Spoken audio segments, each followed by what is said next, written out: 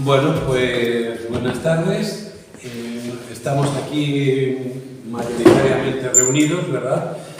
En esta tarde de octubre y recibimos a Miguel Ángel Fernández, aquí presente, que es asturiano desde pequeñín, y sigue siéndolo. Y me comentaba, estaba hablando ahora con él, me comentaba que es de esa generación, y como lo ha dicho muy bonito, dice, que vio el humo y los cielos negros.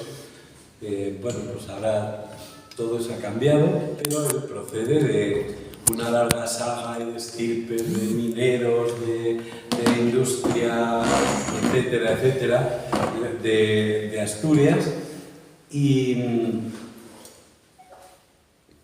estudió magisterio y me comentaba que ha estado después pues, dirigiendo equipos comerciales, multinacionales, a partir de cierta formación que va adquiriendo de un conflicto detrás de otro, con unos sectores y con otros, que acaba uno entendiendo de problemas, ¿verdad?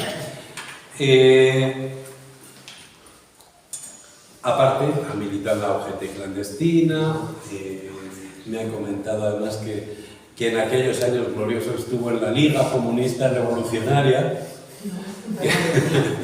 Bueno, cabe decir que yo estuve en una escisión de la Liga Comunista Revolucionaria, lo cual nos hace más próximos.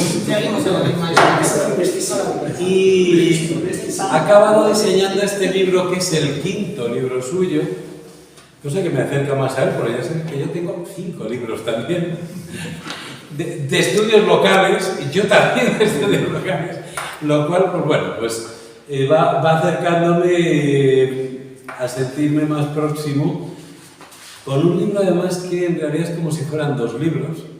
Cuando lo leáis es muy interesante cómo lo ha hecho, porque ha colocado al principio unos escritos a modo de, porque no es exactamente una autobiografía de Aquilino Moral, que es el protagonista del estudio.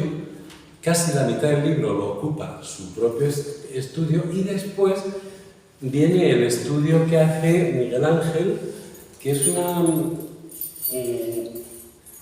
un estudio más profundo, de tal manera que no hubiera cabido como notas a pie de página, que hubiera sido la otra posibilidad, que a veces lo hacen algunos, un libro que tiene más páginas de notas a pie de página que del original. Entonces ha separado las 2 partes, con lo cual se pueden leer independientemente. También podría haberlo hecho como prólogo, pero claro, un prólogo así de grande para un texto así, al final resulta que es como leer 2 libros. Leer los 2 libros, el primero más personal y el segundo como un estudio histórico de todos los detalles que no quedan explicados en la parte autobiográfica.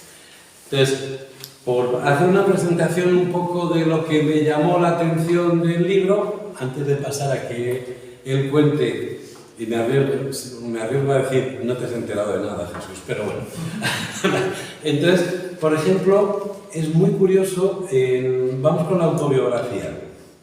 El comienzo es absolutamente apabullante. Da la impresión de que va a ser algo tremendo. Si entráis en él, es que casi nada más empezar, dice: mi padre era de Aramil, en el concejo de Siero, el cual de muy joven tuvo que salir del pueblo que le vio nacer para ganarse el pan cada día. Se coló desde el primer momento en la sección Fábricas de Duero Failguera, donde ganó desde 11 reales hasta 7 pesetas, cantidad esta última que le pagaban en el año 1920, cuando falleció a la edad de 66 años. Dices, pues parece que ha sido una novela así del estilo del Lazarillo, así de... En la fábrica citada conoció a mi madre, que era natural de Lada, pueblo próximo a la Felguera, y con la cual contrajo matrimonio, de cuya unión nacieron 5 hijos, yo el último de ellos. Me quedé sin madre cuando contaba solamente 4 años, pero mi padre se casó por segunda vez, y en menos de un año quedó nuevamente viudo. Cuando se casó por tercera vez, yo aún tenía 6 años. De este tercer matrimonio nacieron 2 hijas. Una de ellas, cuando tenía 5 años, en una breve ausencia de mi madre, murió carbonizada con el fuego de la cocina del hogar familiar, y la otra murió en Rusia, en el año 1972, país para el cual evacuó en el año 1939 para librarse del fascismo, que en la citada fecha se apoderó de España. De las dos hijas de mi madre natural, la que aún vivía, sufrió duras consecuencias de la Guerra Civil Española, pues en los primeros momentos de la lucha, los fascistas le asesinaron a un hijo, alegando para justificar tal fechoría que aquel, en la escuela donde era maestro, obligaba a los alumnos a cantar la Internacional. El comienzo es impactante. Parece completamente que va a ser una novela y de pronto cambia y empieza a contarnos cómo ha sido su vida de trabajador y de militante. Y entonces de trabajador hay además una etapa que la cuenta como con esa suavidad que tiene analizando las cosas, pero que debió de ser horrible como albañil. Acaba diciendo que después de 2 años, y lo mal que me había tratado todo el mundo, prefería no volver a saber nada de los albañiles. Y seguidamente entra ya en el campo de la metalurgia, en un momento dado por motivos de represiones y de venganzas, tiene que pasar una temporada en la mina, tampoco de la mina tiene ningún buen recuerdo, vuelve a la metalurgia y durante todo el tiempo hay una constante, y es que va armando la lucha sindical a través de CNT, y allí va desenvolviendo, haga lo que haga, siempre nos habla de lo que hizo para el sindicato. Entonces, de hecho, por ejemplo, hay varias frases donde parece que critica ese concepto que tenían algunos del sindicato como si fuera una gestoría. Él nos dice algo así como que digo esto porque mi interés porque no quedara ninguno sin pagar cuota pro imprenta fue juzgado por alguien de forma que aquella era una empresa de negocio de la cual yo era un accionista. Empieza a hablar de la gente que tiene esa idea de un sindicato, olvidando pues otras tareas del sindicato de tipo más pedagógica. Luego va avanzando y es curioso porque cuando acabamos lo que descubrimos es que una persona que ha estado en la cárcel, ha estado en la represión, ha estado en la lucha sindical, y sin embargo es una persona absolutamente normal, que incluso, por ejemplo, hay veces que hasta cuando habla por decirlo de alguna manera, del enemigo, es muy objetivo. O sea, de pronto dice que les llevaron ante un militar, el militar les preguntó con mucha educación, ellos contestaron y salió para decir, oye, no hay cargos contra esta gente.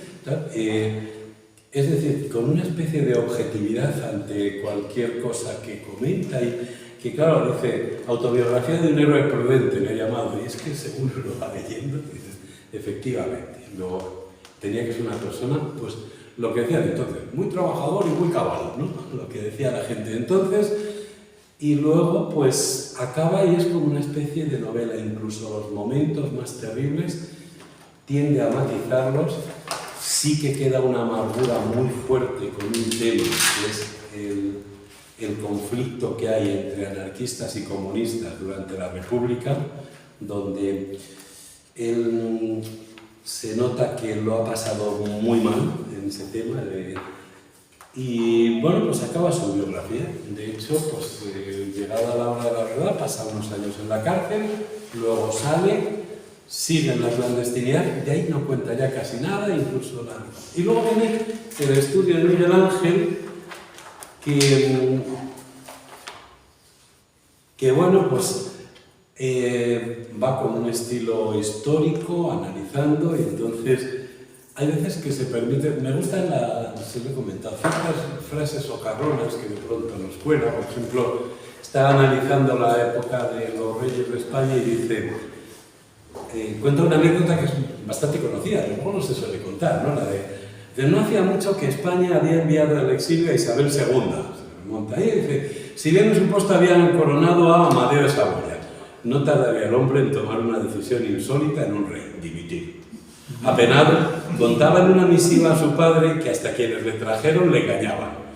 El 11 de febrero de 1873 dejó una carta de dimisión a las Cortes que podría resumirse en una frase: siamo una gabbia di pace. No soy italiano, pero y lo traduce, están locos estos españoles. Bueno, entonces sí que va teniendo así comentarios muy curiosos, por ejemplo, luego citas muy curioso. Hace una recopilación de citas históricas, pues una donde pues se comenta lo de que en las escuelas dice que acaba apareciendo el Calvario, ¿no? Porque ponían el crucifijo en medio, a un lado Franco, al otro José Antonio, y decía la gente que era, claro, Jesucristo rodeado de los dos ladrones. Bueno,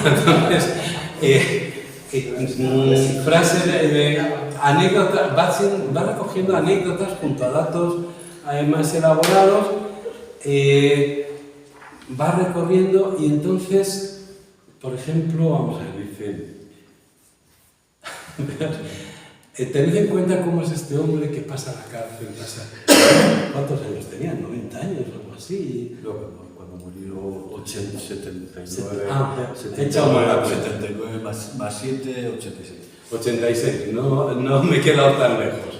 Me he hecho una cuenta así rápida, cerca de 90 años, y da la impresión de que no tuvo ni un mal gesto, ni una desconsideración en su vida. O sea, era serio, contundente, hacía autodidacta, él mismo se hacía las redacciones de los panfletos, y sin darse nunca el aires de, y lo compara, en un momento lo compara con algunos de estos héroes que intentó entronizar la falange. Este es muy divertido. La patrulla del sur en el libro de Chávez Nogales. España, sangre y fuego. El marqués organiza una patrulla de caza al rojo en sus dominios. No pillan a ninguno, pero paga las culpas un zagalillo gitano que pasaba por ahí. Asesinado con inhumana hazaña, esto lo ha escrito él,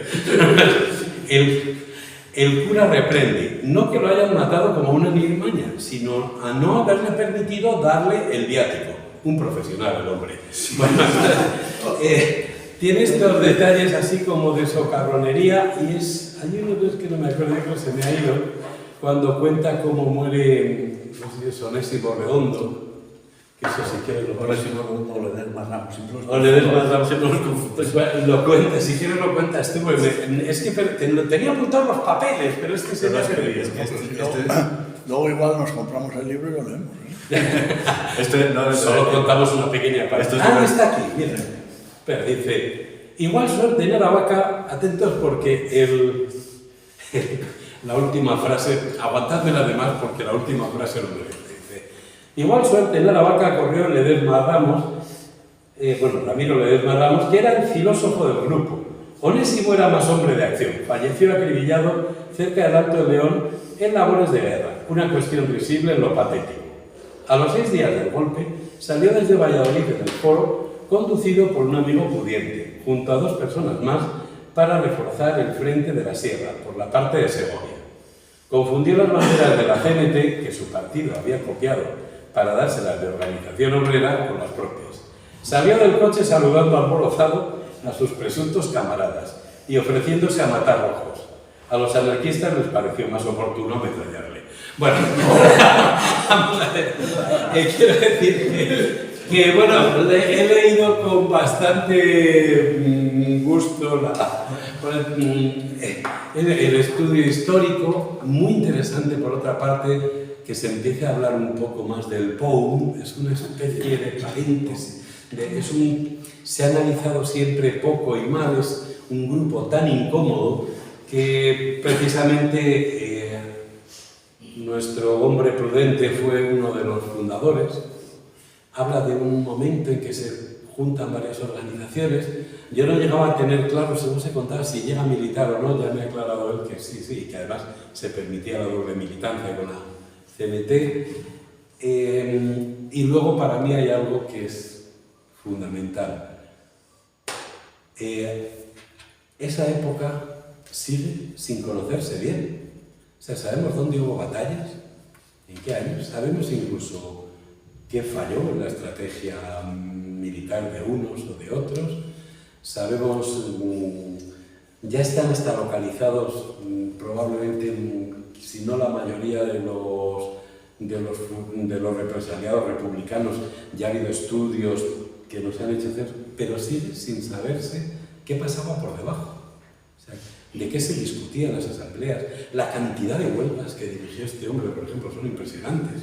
O sea, cómo iba una huelga, cómo se negociaba, etcétera, etcétera. Y este tipo de estudios que a la fuerza tienen que ser locales, para quien haya seguido, por ejemplo, a Santiago Vega, ha sido fundamental para conocer la guerra en Segovia, la guerra civil en Segovia. O sea, por más vueltas que hacía falta alguien dispuesto a ir archivo por archivo, buscar no sé qué, tal. Y esto es en Asturias, claro, su tierra es... Y bueno, yo creo que ya he contado bastante, ahora le toca a él, ¿no? Muy bien, bueno, pues muchas gracias, primero por tener la paciencia de leer este libro, segundo por la presentación, y os agradezco mucho a vosotros el que me hayáis dado la oportunidad de volver a Segovia. Lo del libro era una disculpa, porque realmente yo lo que quería era venir para San Frutos, pero bueno, ya que estamos entonces hablamos de paso de Pico, ¿no?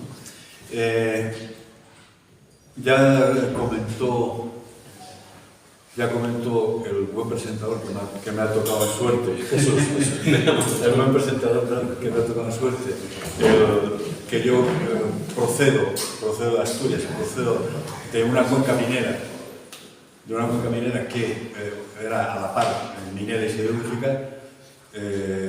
Los ríos bajaban negros y el cielo normalmente no se veía el sol, y las aceras tenían diferentes colores. Podían ser negras, podían ser rojas o podían ser amarillas, según que los camiones y los trenes que pasaran llevaran carbón, llevaran hierro o llevaran nitratos. Nosotros en ese ambiente crecimos nosotros, ¿no? En cualquier caso, yo empiezo el libro con otra cuestión, para que os situéis exactamente en el momento que nace nuestro héroe, Aquilino Moral.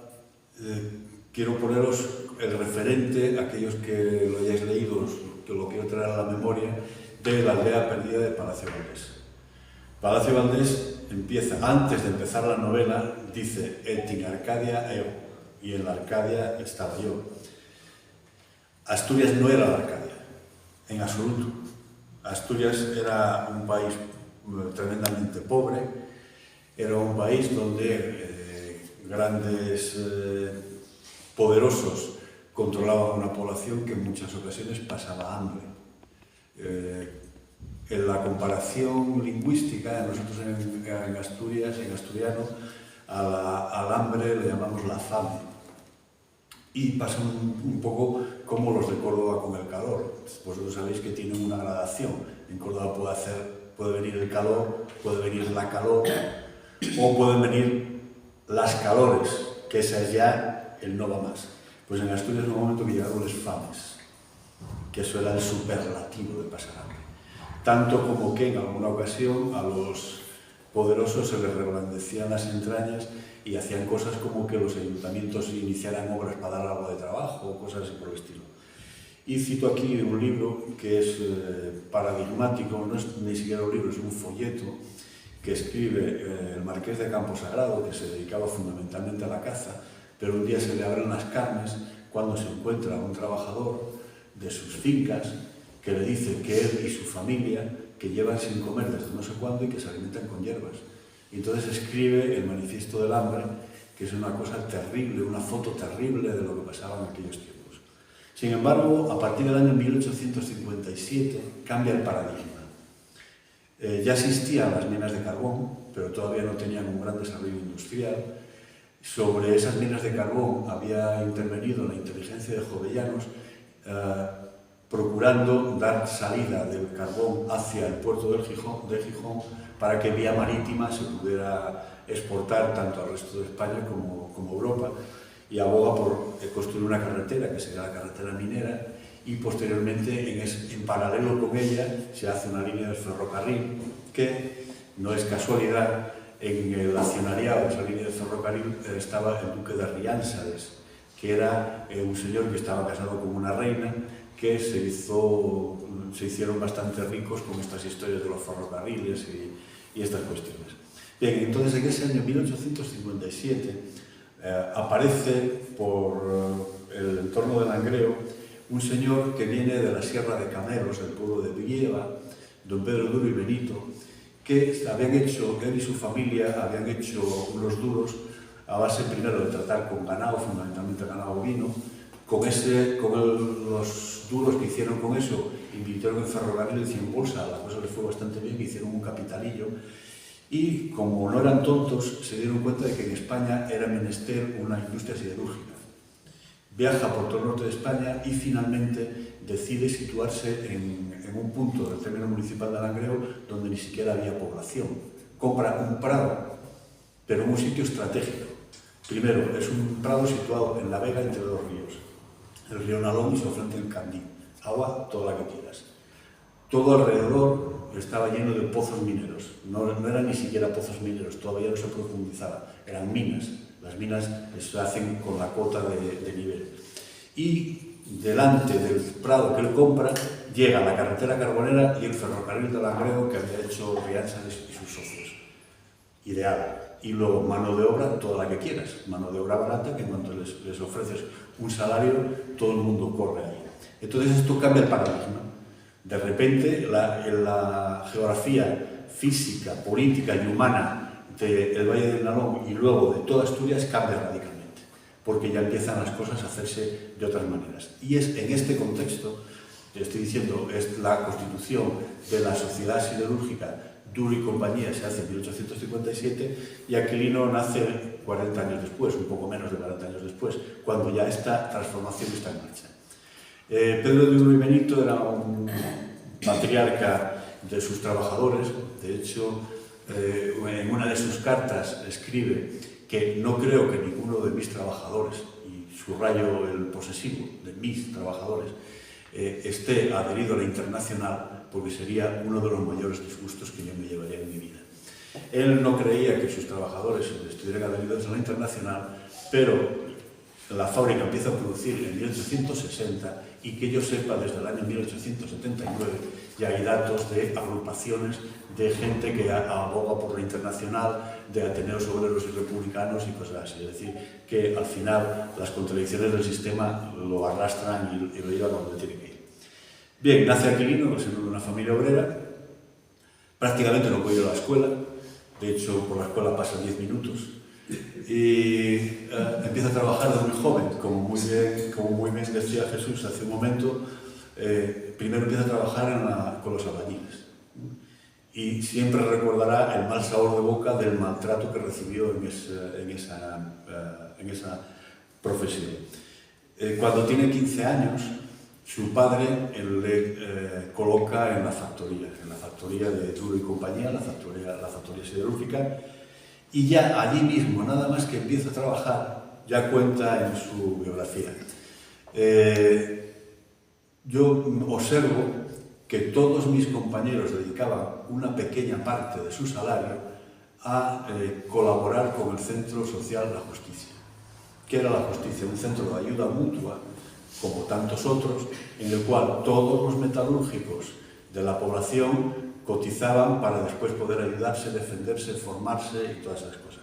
Este Centro de la Justicia tendrá una importancia vertebral a todo lo largo de la historia de Aquilino y del movimiento obrero de Langreo. ¿Por qué razón yo me acerco a este libro? Yo tenía una preocupación porque todo el movimiento obrero de Langreo, del distrito de la Cerdera, que es tanto como decir el movimiento obrero de Asturias, y ya, si queréis, me pongo un poco grande y digo de España, parte de ahí. O sea, es de ahí donde se producen las grandes movilizaciones. Las dos grandes polos industriales de Asturias son Langreo y Gijón. Y de ahí salen todas las movilizaciones que luego fueron famosas en el mundo mundial. Y yo estaba muy preocupado porque esa parte de la historia que estaba ligada a la Confederación Nacional del Trabajo no estaba suficientemente estudiada. Y no estaba suficientemente estudiada porque primero los vencedores escribieron la historia de una manera y después entre los perdedores hay unas facciones que arriman el asco a su sardina y se olvidan del trabajo de esta gente. El libro a mí me costó mucho trabajo escribirlo, pero bueno, primero os cuento cómo nace. Tomando unos vinos con un amigo, le expreso esta preocupación y me dice, hombre, pues yo tengo en casa la documentación de Aquilino. Digo, ¿cómo? Aquilino era su... ¿cómo se dice? Él estaba casado con una nieta de Aquilino, ¿no? Por tanto era su abuelo político. Tengo la documentación de Aquilino. Digo, bueno, pues si me la dejas. Entonces me pasa un tocho así de grande de todo un montón de papeles desordenados, revueltos y todo eso, y empiezo a mirar y encuentro una serie de cosas muy, muy, muy interesantes. Y además me entero de que hay otra rama de la familia que tiene otra parte de la documentación a la que nunca pudimos acceder porque el nieto que llevaba esa parte de la documentación, según él cuenta, su abuelo le ordenó quemarla. Resulta sorprendente que a un nieto le diga que lo queme y al otro nieto se la ceda. Pero bueno, cada uno cuenta sus verdades como quiere. Precisamente el nieto que aparentemente quemó la documentación es el que se sienta con Aquilino en la máquina de escribir y va transmitiéndole a Aquilino sus memorias.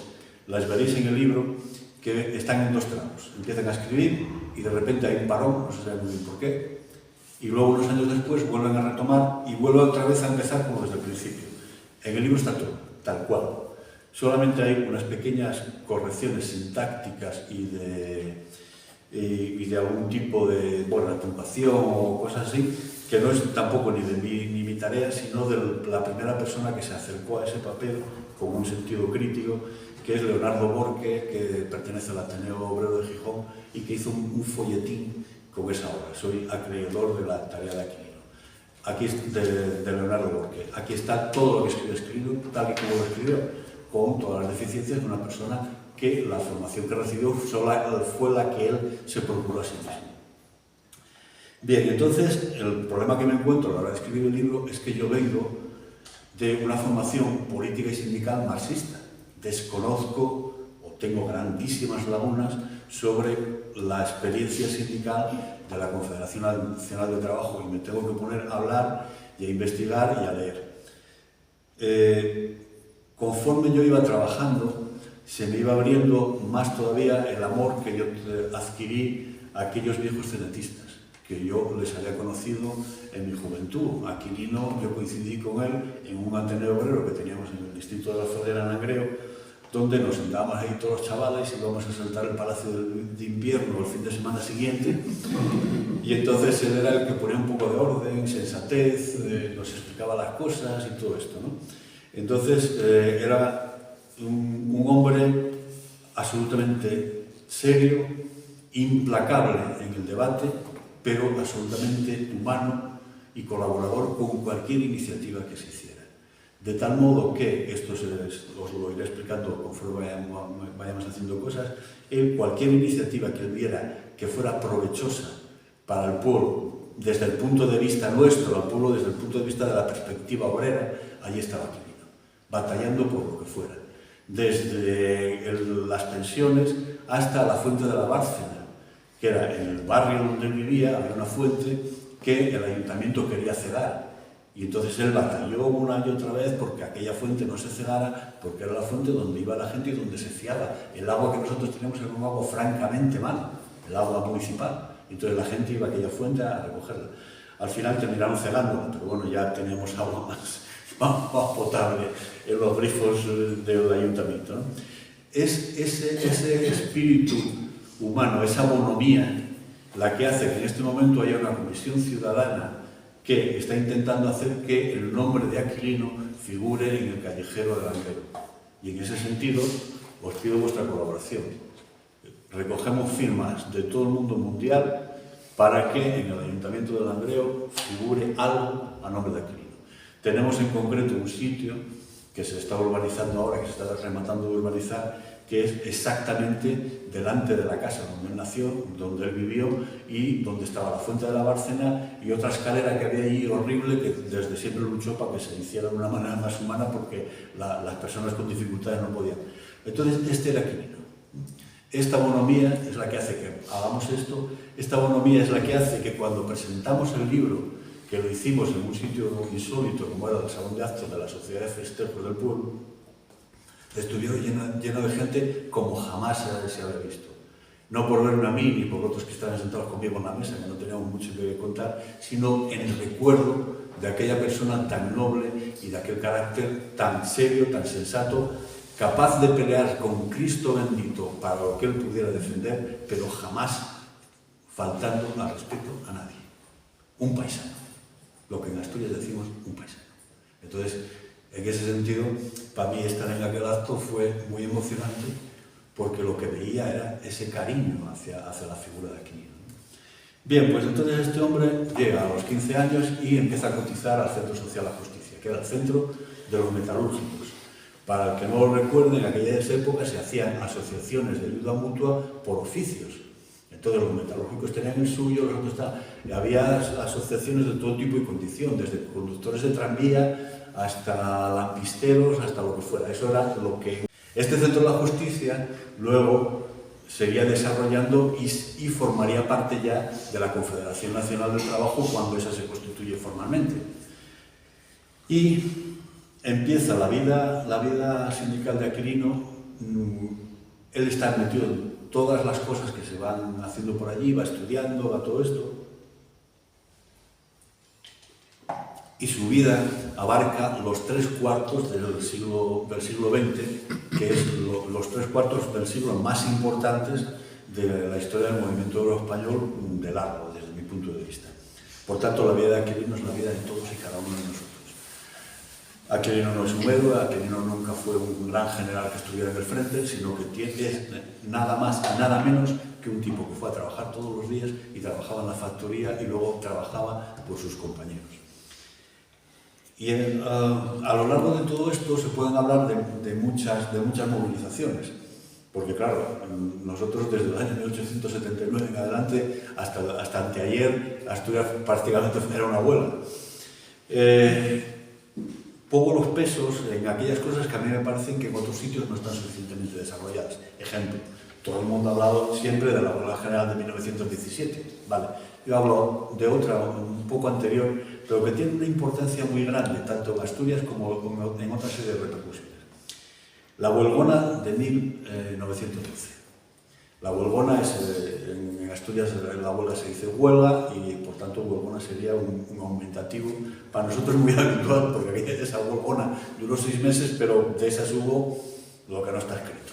Pero esta fue muy significativa, porque esta se produce de la siguiente manera. Duro y compañía fue comprando otras factorías metalúrgicas que había por el entorno y se convierte en el gran patrono de todo lo que había allí. Y uno de los talleres que compra es lo que nosotros siempre conocimos como los talleres del Conde, porque correspondían a uno de los accionistas principales, era el Conde Sitzo, que era un suizo que había invertido allí. En Asturias llegó mucho capital extranjero en aquellos momentos porque había negocio, había mucho negocio con el carbón y con la siderurgia. Bien, y entonces allí se produce la siguiente circunstancia.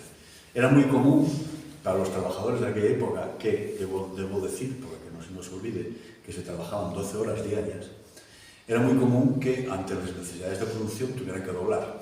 Es decir, había que trabajar 24 horas. Bien.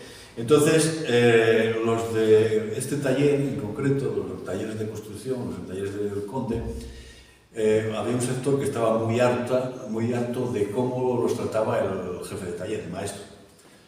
Y entonces llega un día y el maestro les dice, oye, hay que doblar, y dice, mira, vas a doblar tú, no doblamos. Y entonces coge y les pone una sanción de sueldo. Era una cosa muy habitual, restar dinero de la paga. Los obreros acuden al director de la factoría y dicen, mire usted, nosotros con este señor, primero, estamos hartos de él y segundo, no hay ninguna razón para que nos sancionen, porque lo único que hemos hecho es negarnos a doblar, que no tenemos ninguna obligación de hacerlo, siempre lo hacíamos de buena voluntad. El jefe de la factoría les quita la sanción, pero el avieso maestro de taller les resta la prima de producción. Con lo cual, los trabajadores no se enteran, ellos piensan que no pasa nada, y cuando van a cobrar falta el dinero. Piden explicaciones, van otra vez al jefe de la factoría, pero que en este caso ya no se atrevió a dejar por segunda vez mal al maestro delante de sus subordinados. Y entonces esto dice, sí, se para la factoría. Y se para la factoría y desde ahí salta una chispa de solidaridad que para todo el metal del Valle del Amo. Y esa huelga va extendiéndose semanas y semanas y semanas. Llega un momento en que la huelga tenía ya una difícil salida, los trabajadores estaban en una mala situación económica, porque aunque ellos tenían una caja de resistencia, también se agota. Y de hecho se produce también un hecho que luego fue muy habitual en otras huelgas, que era que al final se cogían a los niños y se los llevaban a otras poblaciones para que pudieran comer.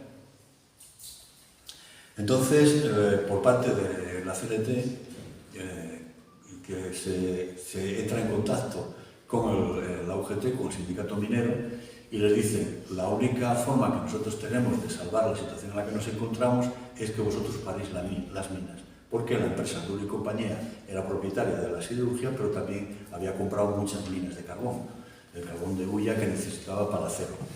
Entonces, Manuel Llaneza les dice que ellos en este momento no están en disposición de ayudar mucho a esta cuestión, que no están dispuestos a parar las minas porque eso significaría menoscabar su caja de resistencia y como mucho que van a hacer una aportación económica a su caja de resistencia y que si quieren que les plantean mediar con la empresa. Los trabajadores dicen, no, vosotros no tenéis nada que mediar, la huelga es nuestra y nosotros nos enfrentamos a los patrones con nuestras armas. Y ahí se abre una brecha que durará mucho tiempo. Es decir, los trabajadores, como consecuencia de la falta de solidaridad de los mineros con ellos, quedan derrotados. Es una derrota dolorosa, es una derrota por goleada. Tanto como que Duro y Compañía lo que hace es cerrar la factoría y despedir a todos los trabajadores. Y a continuación, el que quiera venir a trabajar, que se ponga la cola. Yo esta huelga estuve siguiéndola a través de las informaciones del diario El Noroeste, que era un diario liberal, cuyo director estaba siempre a favor de la causa obrera, lo cual le trajo una serie de disgustos importantes en el año 36. Después del golpe militar ya no pudo nunca más publicar en España y tenía que hacerlo como buenamente podía con seudónimo donde pudiera. Salvó la vida de milagro. Bien, se produce un despido y entonces dice el corresponsal del Noroeste, dice, había una cola de cientos de trabajadores delante de las oficinas de la factoría pidiendo la reincorporación. Y la empresa tuvo que reforzar la plantilla de administrativos para cubrir todas las fichas de solicitud que se estaban haciendo. Y funcionó una cosa que era muy habitual en aquellos tiempos, que eran las listas negras. Entonces, la empresa va readmitiendo a los trabajadores, excepto a fulano, mengano y citano. Entre ellos, claro, faltaría más, Aquilino. Aquilino se queda en la calle. Y tiene que ir a trabajar a la mina. También guardará un terrible recuerdo de su paso por la mina, primero porque desconocía el oficio y segundo por las propias condiciones en las que se desarrollaba. Y eso también va a tener otras consecuencias que casi me dan la risa, porque es que Aquilino llega, empieza a trabajar en la mina. Curiosamente, esto es una circunstancia que llama mucho la atención, Aquilino dice que empezó a trabajar en la mina con un nombre supuesto. Es un poco difícil de creer, porque Langreo en aquel momento era una población pequeña, si se conocía a todo el mundo. Y él va a trabajar, deja de trabajar en una factoría siderúrgica y va a trabajar en la mina del mismo patrón. Es raro que pudiera ir con un nombre supuesto, lo tenía que conocer necesariamente. Más bien es de pensar que como siempre hizo falta mano de obra sensata, como él era un buen trabajador, pues entonces hace la vista gorda y lo dejan allí y mira, en la mina interpunctas, ¿no? Pero bueno, esto tiene una consecuencia importante, porque es que, voy a poner las gafas de leer, porque si no, no puedo. Y es que hay algunos nombres que puedo equivocar y mejor los digo con precisión. Cuando él llega a trabajar a la minería, lógicamente tiene que empezar una actividad sindical. Entonces la actividad sindical él estaba desarrollándola en el Centro de la Justicia, que era donde estaban agrupados los mineros, los siderúrgicos. Va allí y se afilia al sindicato, a la asociación de ayuda mutua en la que estaban los mineros, que se llamaba el Despertar del Minero. Este Despertar del Minero, con el paso del tiempo, se terminaría convirtiendo en el Sindicato de Obreros Mineros de Asturias, que era el sindicato de la UGT. Y en aquel momento, cuando Aquilino se afilia, efectivamente, la mayoría o la tendencia que ya tenía esta asociación era una tendencia prosocialista, de carácter socialdemócrata. Pero ellos empiezan a revolver porque no están de acuerdo con las políticas que va siguiendo Manuel Llaneza, y sobre todo hay una cuestión que en aquellos tiempos se entró muy mal a la gente, que es que los sindicalistas que luego serán de la UGT pactan con la patronal para que les den 25 pesetas por tonelada, 25 pesetas por tonelada extraída para el sindicato. Entonces, claro, esta cuestión tan partidista de recoger dinero para una facción de los trabajadores les parece muy mal al resto. Entonces, estos constituyen otra asociación de ayuda mutua que llaman el Porvenir Social. Y dice aquel, y al poco tiempo teníamos 3.000 afiliados, cosa que no sentó muy bien a los dirigentes socialdemócratas. Y era justo de ver así. Pero esta cuestión de la derrota que ellos sufren la van a tener en el alma durante mucho tiempo. Y ahí ya se están viendo la forma de entender el sindicalismo de dos tendencias muy claras.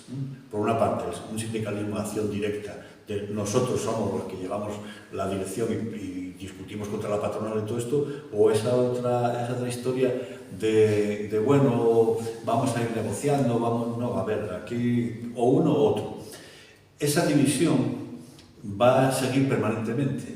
Hay una cuestión con la que yo me quedé, desafortunadamente se nos ha muerto ya Juste de Nin, que era un dibujante que trabajó mucho la historia de la CNT y del POM, que hizo una novela gráfica sobre la vida de Salvador Seguí, el Noi del Sucre, que fue uno de tantos apiolados por los pistoleros de la patronal en Cataluña.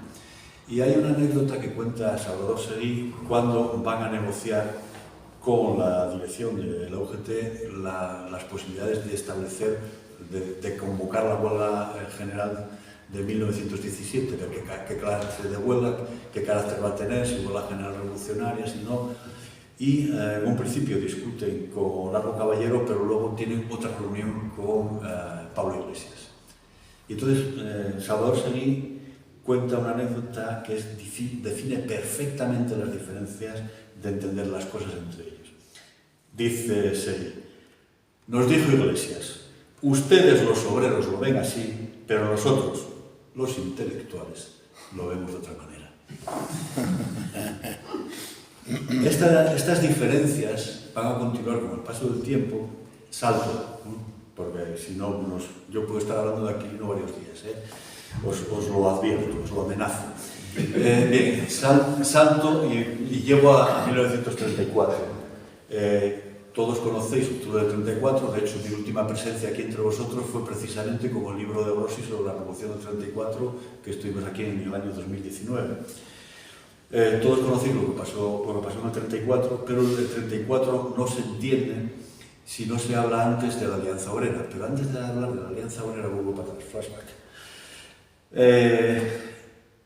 Hablamos del Centro de la Justicia, hablamos de su importancia como sitio donde se agrupaban todos los trabajadores del metal, y hay un hecho que también quiero señalar con relación a la huelga de 1912. Cuando la huelga de 1912, que la desarrollaban los del Centro de la Justicia, hay un conato de incendio en el centro, que no llega a mayores porque alguien pasa por allí y ve que están intentando incendiarlo, entonces llegan rápido, llaman a los trabajadores, lo detienen y no pasa nada. Dejo este dato aquí y vuelvo al 34. En el 34, para entender el 1934, hay que entender el concepto de Alianza Obrera. Aquí es donde viene ya la relación seria de Aquilino con las ideas del POM, que tú comentabas sobre si militó o no militó. Él ve las ideas de Maurín sobre la Alianza Obrera, en la cual dice los trabajadores necesitamos agruparnos entre nosotros y trabajar unidos en un frente único, pero de los trabajadores, quitando de en medio todas las tendencias burguesas y todo eso. De hecho, el primer documento de la Alianza Obrera dice explícitamente que ninguna organización que no sea estrictamente obrera puede estar en esa cuestión.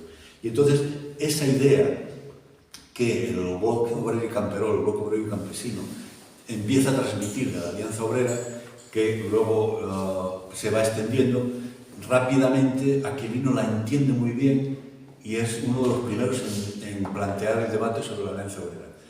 Sin embargo, hay un resquemor de los obreros metalúrgicos de la CNT, del Langreo y por consiguiente de una parte importante de Asturias, y dicen: ¿cómo vamos a juntarnos con esta gente de la UGT que en 1912 y sucesivos nos dejó aquí abandonados?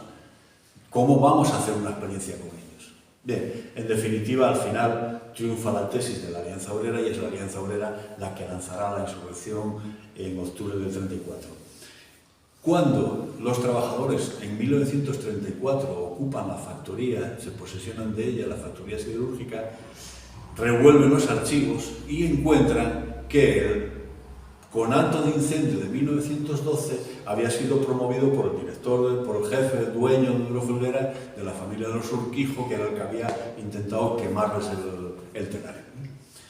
Estas son las hilaciones de la historia. Bueno, sabéis que en 1934 no terminó muy bien. Sabéis que un par de años después, unos señores que estaban en África dieron un golpe militar, y aquí viene ya el momento más terrible para todo el conjunto del movimiento obrero. Los golpistas entran en Langreo, en concreto en el distrito de La Felguera, el 21 de octubre de 1937, y se produce lo que se produjo en todos los sitios, no hace falta que os lo detalle, y el 20 de noviembre es detenido Aquilino. ¿Dónde estaba Aquilino cuando lo van a detener? Donde estuvo siempre, trabajando. Estaba en la factoría trabajando cuando lo fueron a buscar allí. Estuvo trabajando en el 34 cuando la revolución, porque no solamente hacía falta gente en el frente, sino hacía falta gente en la retaguardia, y como vosotros visteis en muchas fotografías por ahí, en la compañía Duro Felguera se blindaron camiones, se pone una chapa como de 3 o 4 milímetros, era una cosa un poco de andar por casa, pero bueno, fue bastante efectiva al frente, y ahí tenían que estar ellos. En el 36 hay una guerra y los altos hornos tienen que seguir funcionando. Entonces allí siguen los trabajadores, y cuando van el 20 de noviembre del 37 van a detener a Aquilino, está trabajando, está al pie del alto horno. Le detienen, y la primera sorpresa de los que lo van a detener es que cómo es posible que es tan rojísimo esté tranquilamente en su casa, porque no se lo ha detenido primero. Bueno, lo detienen y a partir de ahí empieza un largo calvario, y es bueno, y aquí está reflejado en el libro, una parte significativa, yo creo, del Consejo de Guerra. En el Consejo de Guerra, cuando se empieza la instrucción, no tienen de qué acusarle, porque él ni tiene delitos de armas, ni tiene ninguna cuestión. Lo único que dice de él es que es más rojo que yo que sé. Y que además, y esto es muy importante, que durante las elecciones de febrero de 1936 anduvo recaudando fondos para la Alianza de Izquierdas, y para ello puso en jaque y molestó a algunas de las personas de buen nivel económico de Langreo. Eso es rigurosamente incierto, pero sí subrayo lo de que participó en las elecciones, porque una de las cuestiones que hubo con el tema de la CNT desde siempre, como vosotros sabéis, es que ellos decían que no había que participar en política. Sin embargo, en las elecciones del 36 dejaron libertad a la militancia para que hiciera lo que estimaran oportuno, y la inmensa mayoría participó activamente, porque lo que estaba en juego era la liberación de todos los presos que había habido como consecuencia de la Revolución del 34, que no eran pocos. Y Aquilino se puso al frente de todo esto y anduvo trabajando y anduvo pidiendo por las casas para recaudar fondos con el tema de las elecciones. El tema del Consejo de Guerra es tan terrible como que lo único que lo acusa es de que sea la persona que andaba en estas cosas, y además hay temas terribles, porque el fiscal coge los primeros documentos y los encuentra como sin contenido. O sea, dice, bueno, ¿con esto qué hago yo? ¿Cómo voy a acusar a este hombre si aquí no hay mucho que contar? Entonces vuelve a pedir otra vez información. Y entonces hay una primera información de alguien que escribe todos los cargos y todo eso, y le dice no sé qué, y además fundó el Partido Trotskista. Y entonces todas las demás cosas, el jefe de la Falange, el no sé qué de no sé qué más, todos hacen la misma historia, la copian exactamente igual, la firman con la misma falta de ortografía y todo esto, ¿no? Acerca de su conducta y hechos que había podido comentar antes y después del glorioso alzamiento nacional Salvador de España, el vecino de esta localidad, Quirino Morán Menéndez, el cual, según manifiesta el civil de esta localidad, don Manuel Gutiérrez, que fue siempre un individuo que antes de las elecciones de febrero se dedicaba a recoger dinero para la propaganda roja, como también daba mítines con frecuencia y como un perfecto marxista que es, fue en algún momento presidente de la UGT en esta localidad y más tarde organizador del partido llamado trotskista. Esta misma acusación una y otra vez se repite de la misma manera, ¿no? Y en cualquier caso, en ocasiones, estos se dejan llevar por esa terminología que utilizaban siempre y que muchas veces yo creo que la repetían prácticamente sin mirar qué era lo que estaban escribiendo. Y entonces hay aquí un error terrible de un redactor que dice que en los primeros momentos del alzamiento nacional se puso al lado de su organización, siendo uno de los que alentaban a las personas de extrema izquierda para que luchasen con fe en el frente de batalla para derrotar pronto a la canalla marxista. Estos cogían las frases y las tiraban en la máquina a escribir y venga, pum para aquí, pum para allá y pum todo esto. Esto es una cosa terrible. Y aquí viene también otra de las partes sobre el tema de la bonomía de Aquilino. Cuando lo detienen, la mujer ve las condiciones en las que está detenido, lo mal que lo está tratando y todo eso, y entonces busca rápidamente a ver cómo puede, en la medida de lo posible, mitigar esta cuestión. Y entonces recurre a unos familiares del término municipal de Llanes, a 100 kilómetros de donde nosotros vivimos, que eran de derechas, a ver si pueden hacer algo por él. Entonces se mueve un poco la cosa y recaban testimonios a favor de Aquilino. Y entonces, gentes de derechas de toda la vida dicen que Aquilino, en los momentos más álgidos de la revolución, cuando ellos temían perder la vida y todo esto, intervino a su favor, les ayudó y no sufrieron males mayores. Entre ellos hay dos cosas que siempre me gusta subrayar. Una de un sinvergüenza particular que luego tenía otros negocios, pero en aquel momento tenía una zapatería. Entonces estalla el golpe militar, los trabajadores toman el poder en aquellas zonas y lo que hace es guardar, esconder los materiales que tenía en la zapatería. Tiene la mala suerte, como los conocemos todos, de que el comité de abastecimiento se lo descubre y entonces teme por su vida. Claro, estos rojos que vienen a matarnos a todos y entonces acude a Aquilino para pedirle ayuda. Aquilino le dice, no es para tanto, no te preocupes, y entonces va a hablar con nosotros y dice, bueno, venga, va, sí, o sea, no merece la pena pasarle por las armas, un par de hostias a lo mejor, pero tampoco es para tanto la historia. Y entonces considera que Aquilino le salvó la vida y escribe y firma a su favor, con aquellas cosas que hacían, saluda a Franco, viva España, y decía a continuación, el individuo, Aquilino Morán, en momentos trágicos y todo eso intervino a mi favor. Y firman a su favor, curiosamente, 4 dominicos.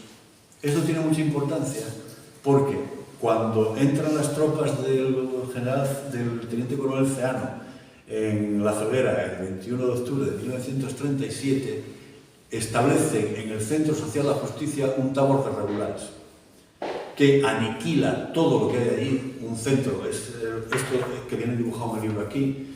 Como no había una foto decente, un buen amigo de la CNT nos hizo un trabajo a plumilla espectacular, ¿no? Un centro de más de 200 metros cuadrados construidos, con un patio alrededor, donde aquí incluso sale el inventario de lo que había en aquel momento, en lo que se incluía más de 20.000 libros de diferentes temas. desde libros técnicos de la metalurgia, de la minería, de lo que fuera, hasta manuales escolares, hasta novelas, hasta todo esto. Y como ese otoño fue particularmente frío y lluvioso en el Valle del Nalón, los del Tabor de Regulares se estuvieron calentando con los libros que había en la biblioteca, que es una actividad muy noble para los libros que suelen quemar muy bien. Bien, entonces, ese centro expropiado luego va a parar posteriormente a los dominicos. Entonces, son estas curiosidades de la historia, porque luego estará Aquilino en los años en los cuales ya hubo legalidad, peleándose con los hermanos dominicos, reclamando y diciéndoles esto es nuestro, esto es nuestro, esto es nuestro, recuerden ustedes que esto no es suyo, que esto es nuestro, que esto es nuestro, que esto no es nuestro. Ahora mismo sobre el antiguo edificio hay una iglesia de los hermanos dominicos. Esta es la circunstancia que está. Bien, entonces Aquilino tiene un consejo de guerra en el cual le condenan a cadena perpetua. Con estos argumentos de que era un grandísimo rojo, no hay ninguna otra cosa en el expediente que apunte hacia nada en lo que puedan coger, pero como era muy rojo, muy rojo, muy rojo, el traidor de él, pues entonces le condenan a cadena perpetua. Y a partir del año 1941 se produce una situación muy curiosa, que es que de repente los jerifantes del régimen dictatorial se dan cuenta de que les falta mano de obra. Porque ha habido muchos muertos en la guerra, hay mucha gente en las cárceles, falta mano de obra, faltan profesionales y además las cárceles les están costando mucho dinero, son caras de mantener. Entonces organizan una cosa que se llama la Comisión de Revisión de Penas. Revisan todos los expedientes y esos expedientes van clasificándolos en función de la peligrosidad objetiva de los elementos que hay allí. Aquilino tiene la suerte de que le conmutan la cadena perpetua por una pena de 9 años, con lo cual en julio de 1941, el 23 de julio, sale de la prisión de Figueiredo, que estaba al otro lado. La prisión de Figueiredo está en Aguarda, en la frontera con Portugal, y era el sitio donde mandaban más asturianos por la distancia que había. Los más peligrosos, entre ellos Aquilinos en su momento, estuvieron en la prisión de Burgos, donde él también tiene ahí un recuerdo terrible de lo que allí había. Cuenta con mucha gracia como él en la prisión, por ver de hacer algo, solicita que le busquen un libro, que era un libro de mapas. Entonces no terminaban de llevarle el libro y le pregunta al carcelero que a cuento de qué no se lo llevan. Y entonces dice, no, el libro es el tuyo, sí, hombre. Es que el prólogo era, a ver si me acuerdo de Blasco Ibáñez. El prólogo es de Blasco Ibáñez. Y el cura vio y dijo, anda esto todavía por aquí, al fuego con el libro. Estas son todas estas cosas que ahora nos reímos, pero en aquel momento era tremendamente dramático, ¿no? El nivel que tenía esta clase de gente. Bien, Aquilino sale de la cárcel en el año 41 y yo ya tengo datos del año 50 y tantos donde ya está otra vez trabajando por la Alianza Obrera, en aquel momento la Alianza Sindical. Estuvo en el penal de Burgos durante un cierto tiempo y en el penal de Burgos con los compañeros del OGT hablaban de la Alianza Sindical. Es decir, Aquilino no paraba ni un minuto, ni aún cuando lo estaban pasando mal. Y después de eso ya sale de la cárcel y ya sigue trabajando permanentemente por esto, entramos en la época de la clandestinidad. En un momento determinado ya considera que puede tener una cierta libertad de movimientos y pide el pasaporte para poder ir a visitar a un hijo que tenía en México. Y es muy curioso porque cuando él solicita, claro, antes de solicitar el pasaporte es necesario que certifiquen que ya está libre de cualquier tipo de pena. Esa pena que él ya tenía que tener extinguida, según el auditor que informa su solicitud, dice que tenía la pena extinguida el 26 de noviembre de 1959. Él está solicitando en 1963. Bueno, pues le contestan que le van a dar el pasaporte, pero el texto dice, se decreta la libertad condicional del mismo. Este es el texto, es decir, ya han cumplido todas sus penas y todo esto, pero siguen todavía estando en libertad condicional. Hay que decir que cuando los condenaban, no solamente los condenaban a la cárcel, sino que los condenaban a la miseria, porque luego les ponían por la ley de responsabilidades políticas, si podían les embargaban las propiedades, les podían hacer todo y luego de trabajar nada. A estas personas, a Aquilino y a otros militantes de la CNT, les salvó el ser grandísimos profesionales siderúrgicos. Y entonces luego fueron reintegrándose todos a la factoría, porque todavía es el día de hoy que la gente que trabajó con ellos recuerda su capacidad de trabajo. También recuerda su capacidad de trabajo fuera de la factoría, afortunadamente. Bien, entonces, periodo de la clandestinidad. En ese periodo hay una parte muy interesante de la documentación, que es la correspondencia que él establece con todo Cristo viviente. Se escribe con todo lo que puede. Y entonces va escribiendo y, pues, por ejemplo, se relaciona con la dirección del POM, escribe a la gente que está en México, a los exiliados y todo esto. Esa correspondencia, que es muy interesante por diferentes datos que allí va manifestando, me costó un poco de trabajo digerirla, porque, claro, en la clandestinidad no puedes utilizar los nombres reales de la gente, utilizaban nombres supuestos, apodos y todo esto, y costó un cierto trabajo descifrarlo todo. Entonces, mientras estoy en ese periodo de descifrar, a ver quién era cada quien, y preguntando a la gente quién puede ser este, quién puede ser la otra, aparece un taco de cartas en las cuales habla con nombres y apellidos de que está Reino Unido con fulanito de tal, que está no sé qué más, discuten de Trotsky, discuten de Maurín, discuten de las tendencias de la CNT, y digo, este de repente se volvió loco, porque no puedes tener una correspondencia con todos estos datos. Cualquiera que te la pille es un minuto. ¿Qué es lo que sucede? Lo que sucede es la familia Lafuente. Agustín Lafuente era un compañero de él, de la CNT y del POM, que vivía en el distrito de al lado, y que aprende y monta una factoría de quesos. Primero en León, luego la lleva a Lugo. Y desde Asturias a Lugo trasladaban los quesos a través de la agencia de transportes Montaña. Entonces, en las cajas de quesos iban metidas las cartas. Y por eso puedo hablar con esta estructura. Quiere la suerte que ahora que el libro de Aquilino ya está en la calle, empiezan a aparecernos más noticias y vamos relacionando cosas. Vamos a ver si somos capaces de sacar más datos de la fuente de la vida de Aquilino. En este año, después de que habíamos presentado el libro, aparece un titular en El País. Archivo Lafuente, cómo un fabricante de quesos conformó el gran legado para entender las vanguardias. Una de las cosas que más me enamora, primero, de estar pegados a la realidad social, de estar pie con pie, hombro con hombro con los trabajadores y las trabajadoras, pero luego esa capacidad de ver las perspectivas de futuro que les hacía estar, pues, por ejemplo, con los surrealistas y todo esto. Recordar que otros movimientos aparentemente de izquierdas, a los surrealistas los consideraban gente degenerada. Había que hacer cuadros de realismo socialista. Entonces estos estaban abiertos a todo. Y entonces ellos tenían, pues, por ejemplo, en Granell, era el militante del POU, Eugenio Granell, uno de los mejores surrealistas del Estado español, ¿no? Que tiene un cuadro precioso en el museo que tiene en Santiago de Compostela, donde dice: por la cobardía de la izquierda española está haciendo todas estas tropelías que está haciendo. Bien, entonces este hombre, Agustín Lafuente, amigo de Aquilino, y creemos que en algunas ocasiones hasta le ayudó económicamente, es el que empieza a recopilar una serie de obras de arte, y ahora lo sigue su hijo. Esta cantidad de obras de arte tiene tanta importancia que acaban de firmar un contrato con el Princesa Sofía, en el cual, a cambio de 30 millones de euros, que no son ninguna tontería, el Princesa Sofía va a abrir una especie de sucursal, una delegación, o como lo quieran llamar, en Cantabria, que es donde tienen ahora la factoría de quesos. Ahora tienen quesos en Cantabria y en Asturias.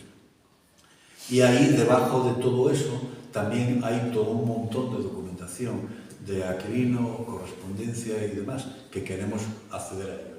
Hemos hablado con la familia, nos ha dado muy buenas palabras, sin embargo nos ha dicho que esperáramos un poco, porque están pasando, como todas las empresas industriales, están pasando por unos malos momentos con todos los problemas de la carestía de la materia prima, la energía y todo esto. Entonces, su cabeza ahora mismo está en otro lado. Me imagino que 30 millones de euros habrá ayudado a que eso, los dolores de cabeza hayan disminuido un poco y próximamente podamos estar con ellos. Ciertamente nos han tratado muy bien y esperamos estar allí y encontrar nuevas cosas, ¿no? Aquilino durante ese tiempo se escribe con todo el mundo, discute con todo el mundo, se pelea con quien haga falta y empieza también a escribir en la prensa comercial asturiana. Pero luego, claro, aquí ya estamos entrando en la fase, digamos, última de Aquilino. Pues fallece en el año 1979, pero antes de fallecer, por lo menos, puede tener alguna satisfacción, como que es que en el año 76 le vienen a ver unos jovencillos de procedencia fundamentalmente universitaria que le piden si les puede ceder a ellos la continuación de las siglas de la CNT, por decirlo de una manera simbólica, los sellos y las banderas. Me resulta emocionante recordarlo tal y como nos lo contaban las personas que estuvieron con él, porque todos vienen a decir lo mismo. Era de ver cómo lloraba el viejo cuando nosotros hicimos esa solicitud.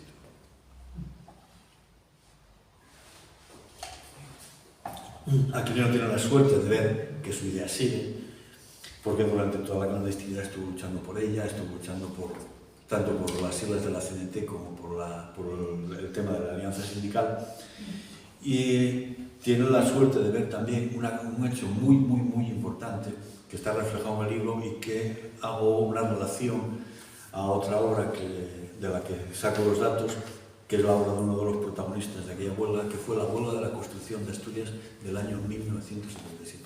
Es una huelga que ejemplifica hacia dónde van los movimientos sindicales de uno y de otro siglo.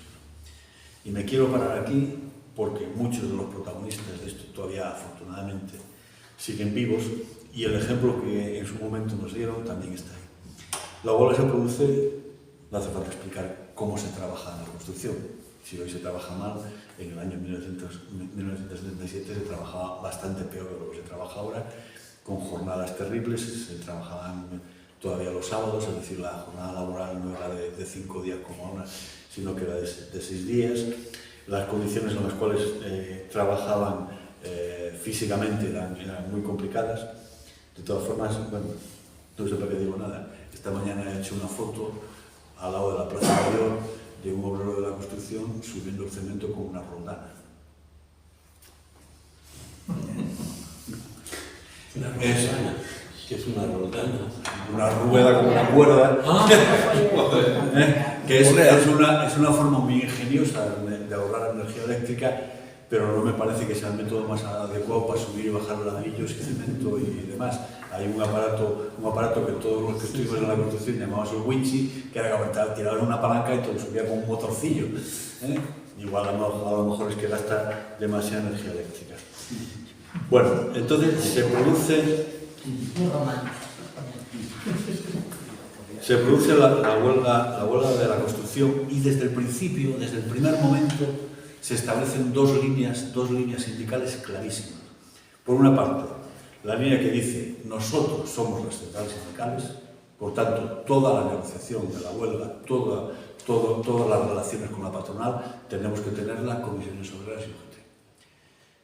Los militantes de la CNT dicen, esto es una huelga de los trabajadores y todas las negociaciones con la patronal y toda la movilización se orientará a partir de lo que digan las asambleas. De las asambleas se nombran comités de trabajadores que realicen las funciones que tengan que hacer y una comisión que negocie con la patronal. Eso es lo que hay que hacer. Entonces se establece toda esa polémica desde el principio. Y ya las centrales sindicales, que luego serían mayoritarias, le ponen la proa desde el principio a la forma de entenderlo la CNT. Los dos representantes eran el responsable de comisiones obreras, era Gerardo Iglesias, y el representante, el jefe de la Unión General de Trabajadores era mi querido amigo Avelino Pérez. Escribe Avelino Pérez en sus memorias. Hay una manifestación y entonces van todos juntos y ellos, claro, lógicamente encabezan. Avelino Pérez, Gerardo Iglesias, y dice: La pancarta de ambos sindicatos de cabecera a la manifestación era pasada reiterativamente por otras deácratas e incontrolados. Gerardo se fue. Yo intenté intervenir desde la escalera del ambulatorio por poner una estrategia a seguir. Fue imposible. Porque la estrategia a seguir la pusieron desde el principio hasta el final las asambleas. Y las asambleas eligieron a los trabajadores que quisieran. Y entre ellos, lógicamente, había trabajadores que estaban afiliados a UGT, a CNT y a comisiones obreras. Pero no eran las centrales sindicales quienes llevaban el peso del trabajo, sino lo que las asambleas de Tajo, de sector o de zona decidieran en cada momento. Y esto fue lo que fue toda la huelga de principio a fin. Y la huelga acaba con un gran éxito de los trabajadores, con los trabajadores negociando directamente con el ministro de Relaciones Sindicales, o como se llamara entonces, y es el que firma un laudo que mosquea a la patronal diciendo que, bueno, empezar vosotros ya a hacer a los trabajadores, ahora veréis dónde vais a ir a parar, ¿no? Pero en el ínterin hay cosas que describen un poco la situación que había y que, ojito, posiblemente la tengamos que ver en alguna ocasión más aquí, teniendo en cuenta la falta de respeto que nos vemos cada día por parte de estos sinvergüenzas que se dicen políticos de no sé qué. Asamblea del empresariado. Habla Rubio Sañudo, que era uno de los jefes de la patronal de la construcción. De esta familia eran los fundadores del Banco Simeón, tenían varias empresas de construcción en Asturias, uno de ellos fue presidente del Gran Oviedo, y con esto creo que lo sitúo de la clase de personaje. Habla Rubio Sañudo y dice, bueno, lo cuenta Alberto Rosón, que es el que escribe el libro. Sañudo fue leyendo en voz alta los distintos puntos de la plataforma reivindicativa presentada por los 20. Se está refiriendo a la comisión de los 20, que era la que negociaba.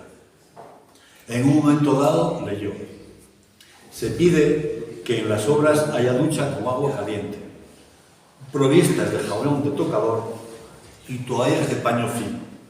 Uno de los empresarios interrumpió: ¿dónde está escrito eso? Yo no veo ese punto en la copia que tengo. A lo que Sañudo explicó: ya sé que no lo piden, pero si nos van a dar por el culo, por lo menos que estén limpios. Esta era la patronal. Esta era la patronal. Pero claro, es que la competencia se las trae.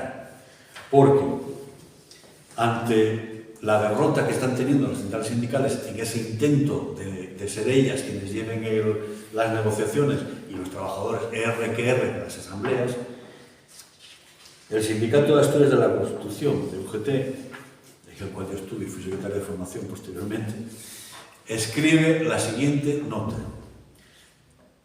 Veréis que mezcla todo.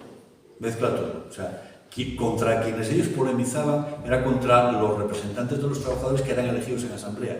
Pero ellos piensan que es Comisiones Obreras quien está manipulando eso, o sea, no se enteran de nada. Y entonces escriben: ante el anuncio de una huelga continuada en el sector de la construcción y cuyo comienzo está previsto para el jueves, día 14, los trabajadores de la construcción deben ser conscientes del gravísimo problema a que se verán acometidos ellos mismos y sus familias, por lo que os advertimos de la trampa que os tienden Comisiones Obreras y sus 20 boys.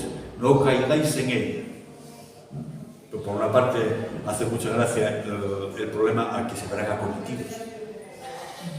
Y los 20 boys se refería a la comisión de los 20, pero era una comisión no de comisiones obreras, sino era una comisión elegida por las asambleas.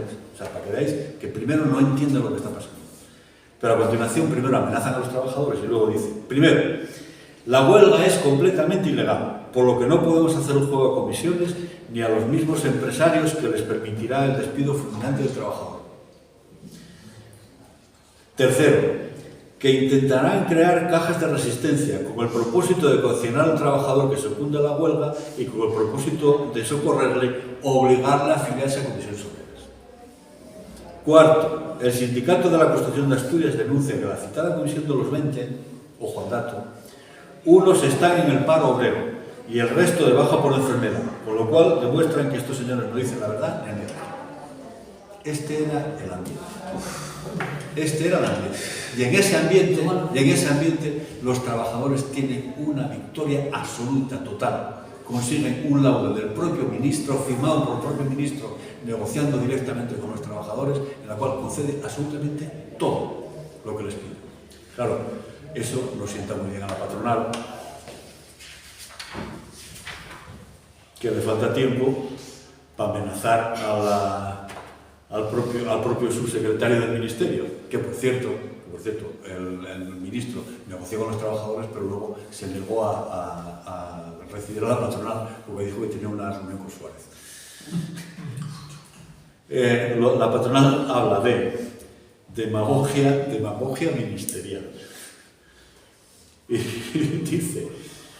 dice que pasar de 300 pesetas a 700 para el peón es cargarse toda la política económica del gobierno. Son ustedes los que están fomentando los conflictos. Se repite la historia. La historia se repite. Claro, pero aparte, desafortunadamente, con los mismos datos, en fin, bueno, esto es lo que hay, ¿no? Aquilino pudo ver esto, Aquilino pudo también, afortunadamente para él, presidir el primer meeting autorizado, que no legal, el primer meeting autorizado que celebró la CNT en España, que fue en La Felguera. Y ahí estuvo Aquilino con sus compañeros de batalla presidiendo aquello. Yo, la verdad es que estoy particularmente contento de que él haya podido vivir todo eso. Luego falleció en el año 79 y antes de ello deja escrito, como él dice, mi última laica voluntad. Es una vieja tradición entre las personas que no creen que esto de la Iglesia Católica sea una cosa seria, el dejar suficientemente claro que no quieren saber nada con estas cosas. Y pongo aquí algunos ejemplos, entre otros el de doña Rosalía Acuña, que es una persona muy querida para nosotros en Asturias, que la derecha le llamaba la yoca del rinconín, la loca del rinconín, para intentar desprestigiar a una señora que fue laica de principio a fin, feminista de primera línea, cuando no existía la palabra feminista, y con una capacidad humana capaz de decir, habiéndome separado de la Iglesia Católica, que es lo peor de lo peor, pues que me dejen en paz. Entonces, Aquilino dicta esta especie de testamento, que se lo cede y que lo firma como testigo el sobrino nieto que nos da a nosotros esta documentación. Y dice: declaro no tener creencia de nada de lo que señalan sobre el más allá las distintas religiones existentes, convicción que me permite el pedir que a mi fallecimiento mi entierro sea civil, apartado totalmente de toda clase de ceremonias religiosas. También deseo, esto es muy importante, también deseo que cuando llegue el final de mi vida, la esquela que anuncie mi entierro, si no hay ningún periódico de tendencia liberal, sea publicada en los diarios La Voz de Asturias y El Comercio de Gijón. Lo hago constar en La Felguera, 5 de agosto de 1973, fecha en la que cumplo la edad de 80 años, en presencia de algunos de mis familiares. A la fecha que yo deje de existir, evitarán que se presentarán obstáculos que impidieran el cumplimiento de lo que siempre será mi última voluntad. ¿Por qué razón lo de los periódicos? En el año 1973 la prensa era todavía la prensa del movimiento. Entonces los dos periódicos que en Asturias no estaban ligados ni a la prensa del movimiento ni a otras cosas parecidas, que eran periódicos, vamos a decir, entre comillas, o liberales, eran El Comercio de Gijón, que era un periódico ligado desde siempre a la burguesía liberal, y por otra parte La Voz de Asturias, que era de Oviedo, que era una cosa parecida. Entonces él pide que se publique su esquela en esos sitios que no tienen nada que ver ni con el movimiento ni con otras zarandajas. Y este era el talante de Aquilino, que siempre, al final, lo que hago es leer el colofón, porque me parece que describe perfectísimamente el personaje del que estamos hablando. A pesar de haber conocido las incidencias enumeradas, de las que algunas me resultaron muy desagradables, sigo arrimando el hombro a la obra que creo el único camino para la redención de los desheredados. Este era.